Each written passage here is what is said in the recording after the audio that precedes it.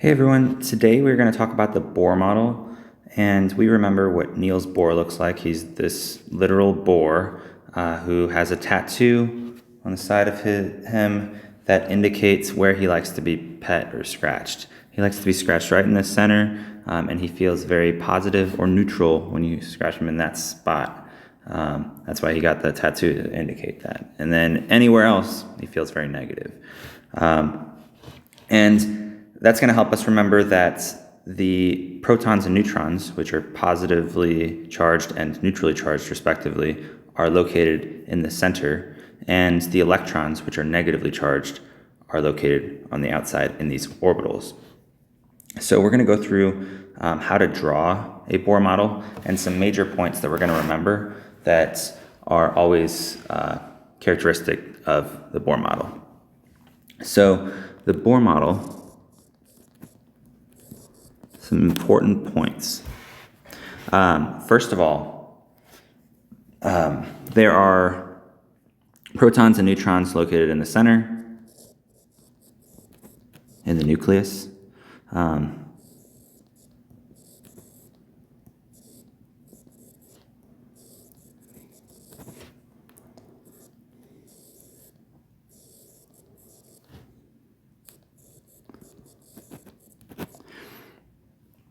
While the electrons, and we're going to be using this abbreviation for electrons from now on, E minus, are located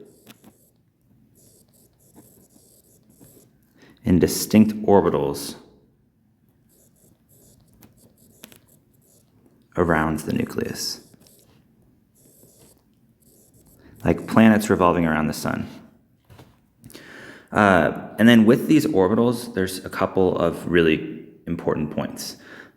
First of all, electrons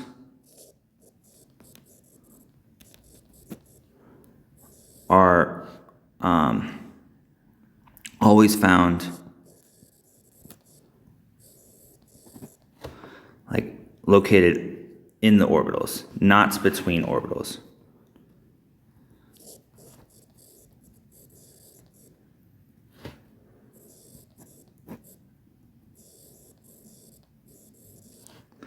So if I have a Bohr model here, where I've got I'm doing a very abbreviated sketch, but I've got protons and neutrons in this nucleus here, and then I have my first orbital here, and my second orbital here, and maybe even a third orbital here.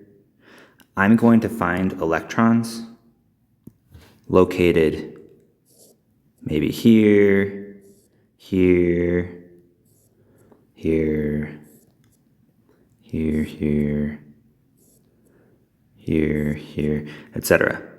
But I am never, ever going to find an electron between orbitals. So that's never going to happen. Never find an electron between orbitals. They're always going to be located in the orbital. So that's going to be a really important point with the Bohr model. Make sure you draw your electrons in the orbitals, not in between the orbitals. All right, next, there's a couple other, this is a really rough sketch of the Bohr model, so don't take it too literally, but I just wanted to show that the electrons are not located in between the orbitals. But next, we have that the first orbital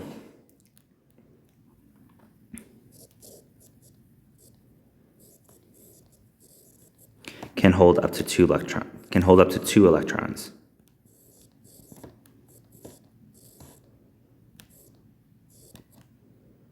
All right, so this first orbital here is can hold 2 electrons, and that is the most that it can hold.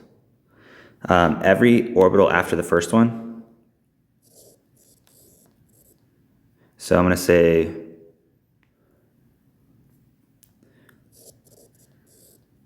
second orbital and beyond,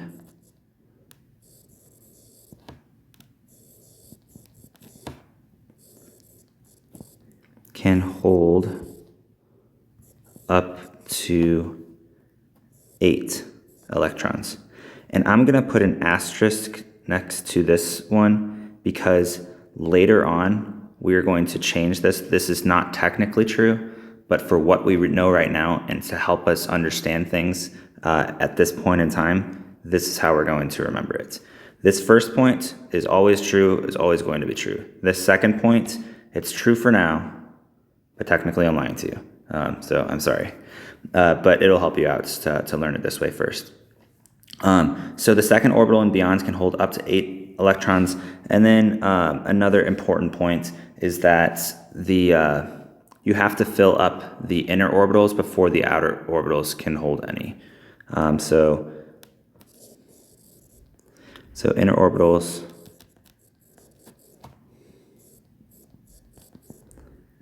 must be full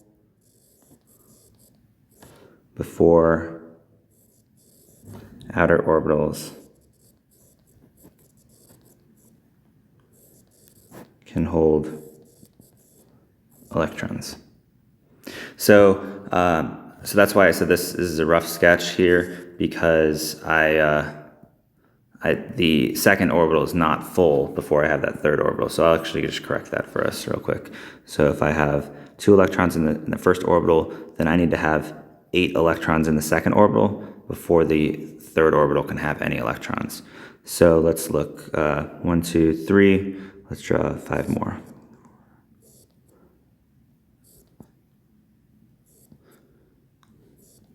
There. Now the second orbital has 8, so the third orbital is allowed to have some electrons.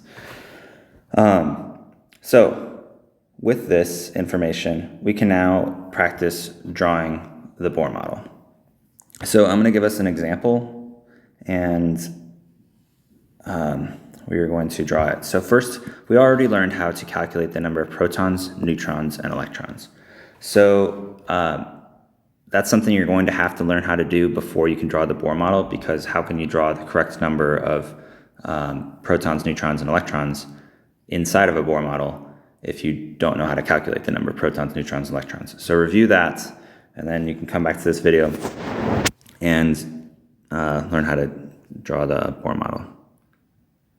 So here we go. I'll give you an example. Let's do beryllium-11. And we're going to first calculate how many protons, neutrons, and electrons that has. So as a review, this 11 here represents the mass number. And don't forget that the mass number equals protons plus neutrons. And so if you notice, I did not give you I didn't give you a number here. So therefore, we are going to have to look up the number of protons. It's not given, but that's fine. All we have to do is we have to just find beryllium on the periodic table and look what the atomic number is next to it, because the atomic number is going to be equal to the number of protons. So let's go to our periodic table, and let's find how many protons beryllium has. So we're going to zoom in, and I'm going to make it very obvious how many protons it has. So here's beryllium, and here is how many protons beryllium has. Beryllium has 4 protons.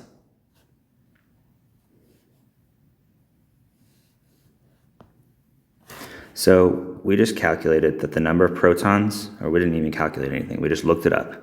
The number of protons, and we're going to do P with a positive sign to remember that protons are positive, equals 4 protons. So again, we just found that on the periodic table, and we have the atomic number here, which is the number of protons.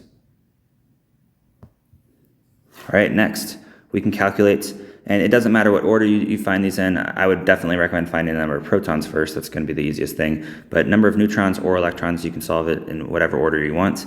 But the number of neutrons, we're just going to look up. We're going to use our I guess you can call it an equation, but the mass number is protons plus neutrons. So we know that the mass number is 11. So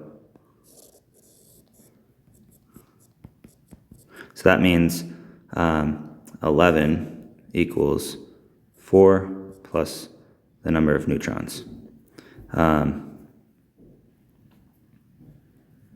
Or we'll say protons plus neutrons. I'll move it over here. For protons plus neutrons equals 11. And then we said the protons are 4, so 4 plus n equals 11. And then 4 plus what equals 11? So you can either count up or do some algebra. And I like to do some algebra, so I would say n equals 11 minus 4.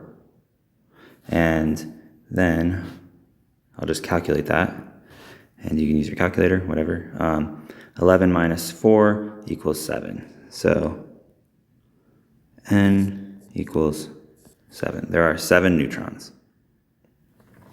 All right, so now we know that there are 4 protons, 7 neutrons. And then lastly, we can calculate how many electrons there are. Notice there is no charge written here. And we know that protons and electrons, since they're oppositely charged, are going to cancel each other out. If there is no charge there, that means there's an equal number of positive and negative charges. So if we translate that, that means there is an equal number of protons and electrons.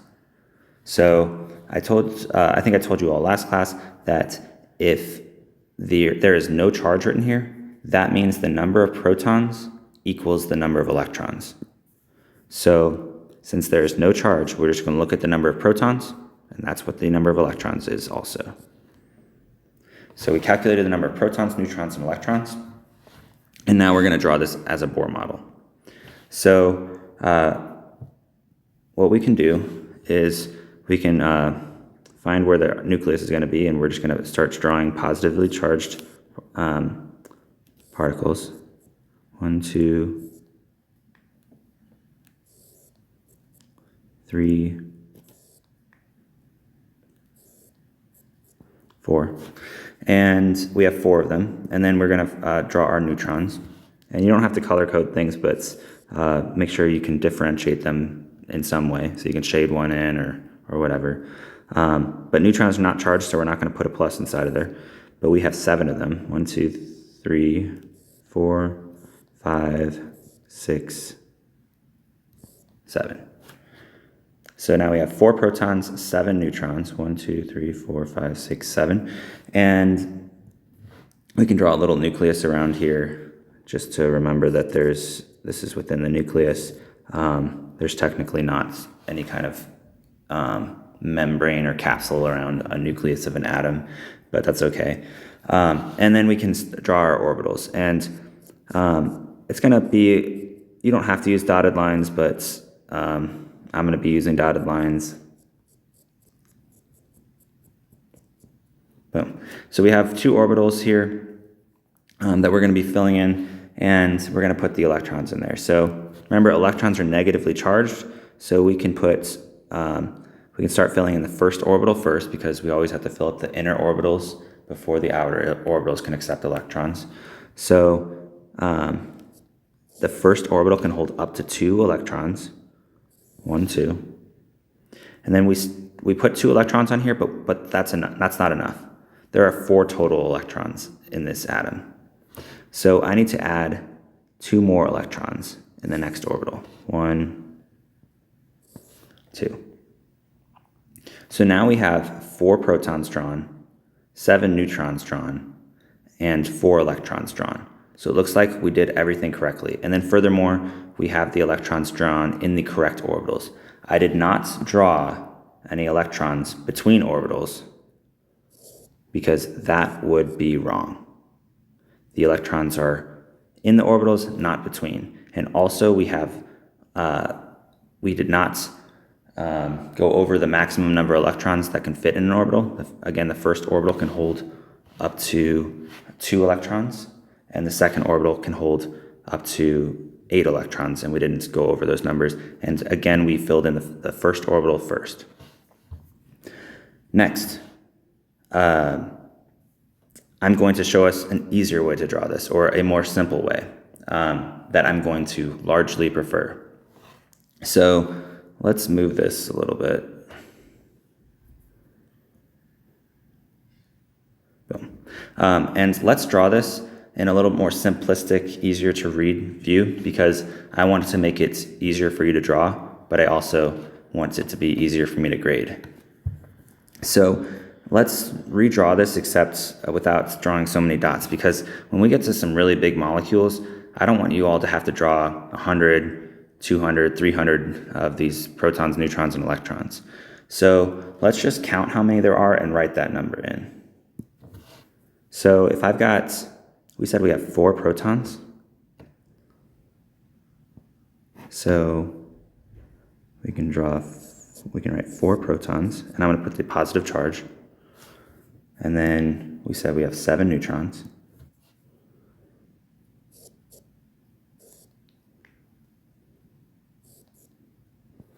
And then we can just draw a little circle around it to designate that this is the nucleus. And then we can draw our electron shells.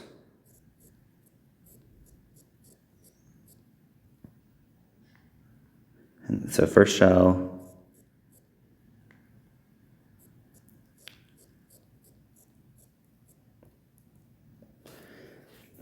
and second shell. So now we'll draw our electrons, and just like before, instead of actually drawing out all the electrons, let's count how many we have in each orbital. So the first orbital we can fit up to 2, so we're going to write 2 electrons.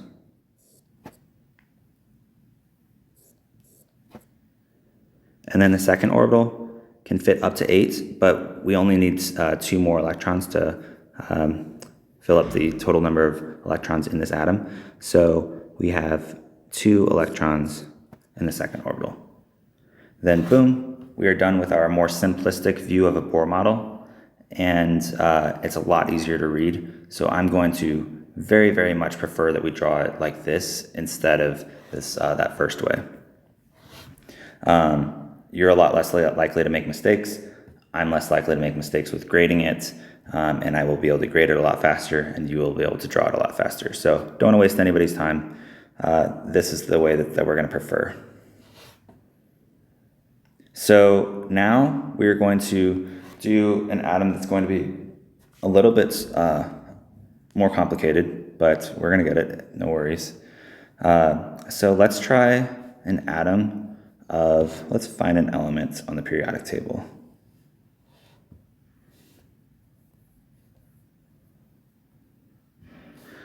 Let's look at let's do sulfur 33. So we'll come back to this, but sulfur 33.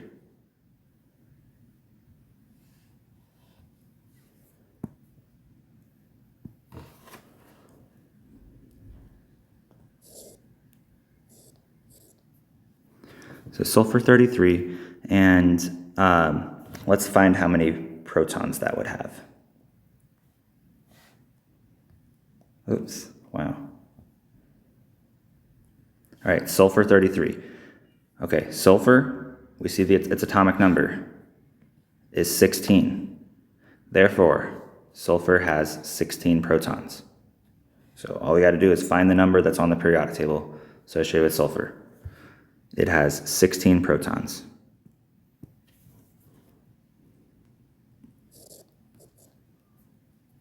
So protons, positive charge, equals 16. Next, we know that the mass number is 33. So we can do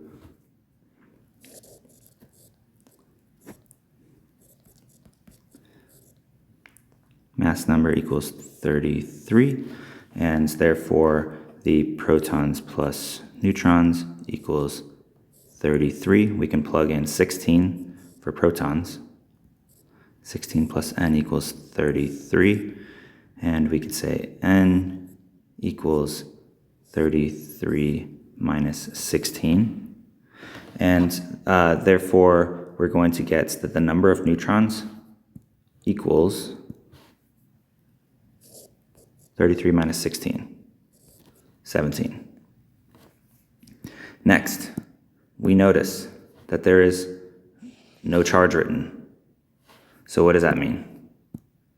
That means that the number of electrons is going to be really easy to solve because we just look at the number of protons and it's the same number, 16 electrons. All right. Next, we can start drawing our Bohr model because we know how many protons, neutrons, and electrons there are. So let's start, and let's do it the simplistic way so that we don't have to draw 16 of these dots, 17 of these dots, and 16 of these dots. Let's just write down that we have protons, we have 16 protons,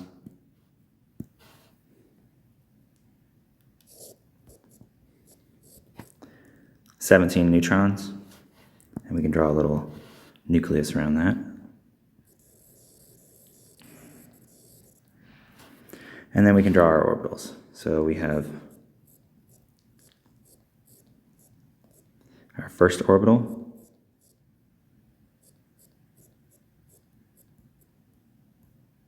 second orbital, and maybe we might even need a third one.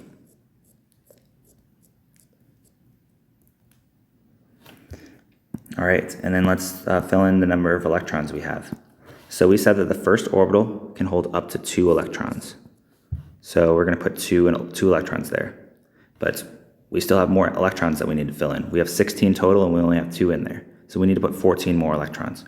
I can't put 14 in the second orbital because the second orbital can only hold up to 8. So I'm going to put as many as it can hold, 8 electrons in the second orbital. And then now we have 10 electrons drawn in, but we have 16 total. So I need to draw 6 more electrons. So I'm going to do that in the third orbital here. 6 electrons in the third orbital. And boom, looks like we have the correct number of electrons. 2 plus 8 is 10, plus 6 is 16. We have 16 total electrons, 16 protons, and 17 neutrons. All right, I'm going to move this right there. And let's try this again, but with a charged sulfur. So let's see how it's different when we have a charge. So you might be able to guess what we're going to do. But let's try 33 sulfur with a, let's do a +1 charge. So actually, I'll just copy this whole thing.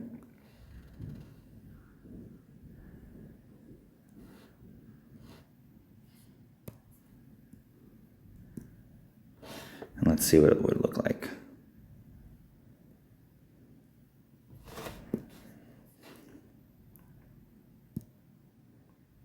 All right, so we have 33 sulfur, except instead of no charge, I'm going to write that we have a +1 charge. So if you recall from last lesson, if there is a charge, that is not going to impact the number of protons because that would change the whole element. We still have sulfur here, so sulfur always has 16 protons. So the proton number is not going to change. It's also not going to change the neutron number because neutron doesn't have a charge, and just because we have something with a charge now doesn't mean that the thing with no charge is going to be impacted. So the only thing that changes when we have a charge is the number of electrons.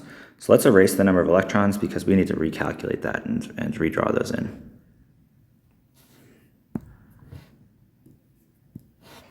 So we need to recalculate the number of electrons now. We said we have 16 protons and there's a +1 charge. This +1 charge means that we have more positive charges overall than negative charges. And if there are more positive charges than negative charges, that means there are more protons than electrons because protons are positively charged and electrons are negatively charged. So if protons are, if there's more protons than electrons, let's figure out how many more. Let's look at this number right here. And we see that there is 1 more proton than electrons. So electrons, we have 1 more protons than electrons. So 16 is 1 more than what number? 16 is 1 more than 15. So now we're going to draw in our electrons just like we did before, but now with 15 total electrons instead of 16. So again, the first shell can hold 2. The second shell can hold up to 8. And let's count our electrons. We have 2 plus 8. We have 10 total now. We still need to draw in 5 more because there's 15. There's 15 total. So I need to draw 5 more, so we'll put 5 electrons right there. And then boom, we have 15 total electrons drawn, 16 protons, and 17 neutrons. So that's, it looks like we did everything correct here. So the same thing, all you're doing is you're changing the number of electrons if there's a charge. All right, so let's try another one except with a negative charge. So let's do sulfur with a negative charge. So I'm going to have our uncharged sulfur here just for comparison, and I will draw the charged one right here. So let's change the number of electrons. All right, and I will do this one in orange. It looks kind of like the red on this tablet, but hopefully that's all right. And I'm sorry for anybody who's colorblind. But let's do sulfur with a -3 charge. This is really rare. You'll probably never find that in real life, but it'll make a good example for us. So sulfur with a -3 charge, again, the proton and neutron number are not going to change. The only thing that changes is the number of electrons. So we're going to calculate the number of electrons. So this negative charge here indicates that there are more negative charges than positive charges. Specifically, there are 3 more negative charges than positive charges. So the number of electrons, so if we have 16 protons, again, we have more electrons than protons. Specifically, we have 3 more electrons than protons. So what is 3 more than 16? Well, that's going to be 19. So we have 19 total electrons. So let's start drawing these in. And we've got 2 electrons here, because the first shell can hold up to 2. The second shell can hold up to 8, so let's draw 8 in there. And we've got 10 electrons drawn. And then the third shell, we can hold up to 8 in there. We can't put more than 8, so don't be thinking that. We can hold up to 8, so 2 electrons, 8 electrons. So we have 18 drawn. Well, what are we going to do now? Because we have it filled up, but we don't have all the electrons. Well, we can actually just draw another shell. So it's going to be a little bit of a tight fit, but we'll make it work. Oops, did not mean to do that.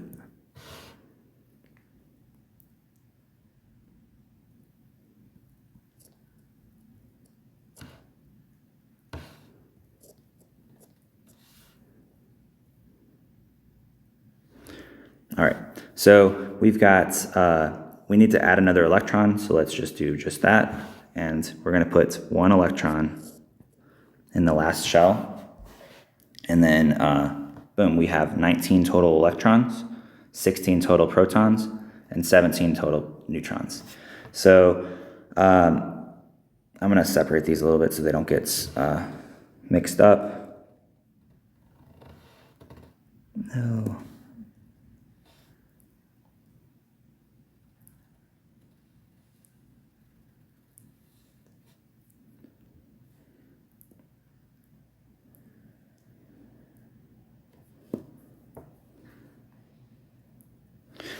All right, and it looks like we're done. That's all we really have to do. We're just going to be practicing drawing the Bohr models. We're going to be practicing that more next class, but this is going to be a really important concept that we're going to be going through the entire year. So make sure you master this. Let me know if you have any questions. But there's an example of a negatively charged positively charged and uncharged Bohr models. And we have the whole actual Bohr model and the simplistic view, but let's work on doing the simplistic view. So hopefully that helped, and let me know if you have any questions.